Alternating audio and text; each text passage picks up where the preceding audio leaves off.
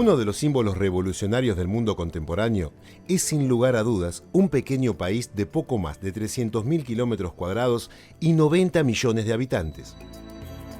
Dueño de una extensa historia que lo marca como parte del Imperio Chino hasta el siglo X, cuando consigue su independencia, Vietnam ha ganado popularidad por haber derrotado a Estados Unidos, la principal potencia del mundo. La historia de Vietnam es larga y compleja. Se mantiene independiente hasta que en la segunda parte del siglo XIX es colonizada por Francia. El dominio del país europeo convierte a Vietnam en la Indochina francesa hasta la llegada de la Segunda Guerra Mundial, cuando Japón invade el país y toma el control de sus recursos. En este periodo comienzan a surgir con fuerza movimientos nacionalistas para luchar contra los invasores. Entre estos movimientos se destaca un joven representante del Partido Comunista llamado Nguyen Sinh Khun, que pasaría a la historia con un nombre adoptado en los años de clandestinidad, Ho Chi Minh. Francia, luego de la derrota de Japón en la Segunda Guerra Mundial, retoma el control de Vietnam y se enfrenta con la resistencia armada de un Ho Chi Minh que había adquirido una larga experiencia revolucionaria en sus vivencias por el mundo. En 1954, los nacionalistas encabezados por Ho Chi Minh derrotan definitivamente a los franceses en la célebre batalla de Dien Bien Phu, pero a pesar de la victoria de las fuerzas de Ho Chi Minh, no consiguen el control total de Vietnam y deben aceptar en Ginebra un acuerdo que divide al país en dos en el paralelo 17. Nace entonces un norte bajo la órbita socialista con el apoyo de la Unión de Repúblicas Socialistas Soviéticas y de China. Durante los años previos a la Revolución Socialista China, Ho había cementado sus relaciones con Mao Zedong en su lucha revolucionaria, lo cual le significó años de cárcel y de tortura. Mao estaba en deuda con el futuro líder vietnamita y por ello debía ayudar a su antiguo camarada en sus acciones revolucionarias. Mientras el sur, que apoyó a Ngo Dinh Diem, quedaba bajo la influencia de los Estados Unidos. El país quedaba entonces dividido en dos, reflejo de un mundo también dividido entre socialistas y capitalistas. Los comunistas del sur pugnan por una reunificación y se organizan bajo el liderazgo del Frente de Liberación Nacional, más conocido como el Viet Cong, dando origen a una creciente resistencia armada.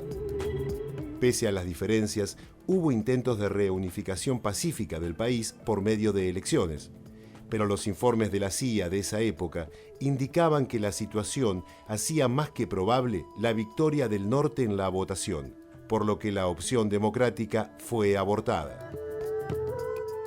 En 1963, el presidente de Vietnam del Sur, Ngo Dinh Diem, cae en desgracia y es asesinado en un golpe de Estado organizado por militares survietnamitas con el apoyo de la inteligencia estadounidense.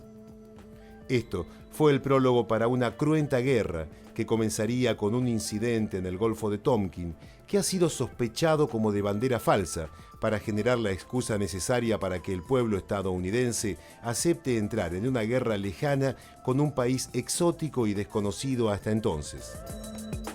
La guerra, con la intervención directa e indirecta de varios países en una época de una guerra de baja intensidad, también conocida como la Guerra Fría, entre los bloques capitalistas y soviéticos, duró una década hasta que los ejércitos del norte entraron en Saigón, la capital del sur, hoy ciudad de Ho Chi Minh, y derrotaron al ejército survietnamita. Luego de 15 meses, se produjo la ansiada reunificación. Después de más de medio siglo de invasiones y guerras, Vietnam había quedado con una economía destrozada, teniendo que comenzar con una ardua tarea de reconstrucción de un país reducido a escombros y con graves daños ambientales, fruto de la política de deforestación con el agente naranja producida por Monsanto, que dejó improductivos los suelos y afectó la salud de millones de vietnamitas. La tarea fue difícil, pero con el tiempo consiguió mitigar las mayores penurias dejadas por la guerra, pero chocó con muchas de las limitaciones que se pudo observar en otros países con economías socialistas sobre la escasa productividad comparada con los países capitalistas. Conscientes de las necesidades de administrar el país en una forma distinta en tiempos de paz a lo que se hacía en tiempos de guerra, el Partido Comunista de Vietnam toma una decisión impensada para la época y para la situación.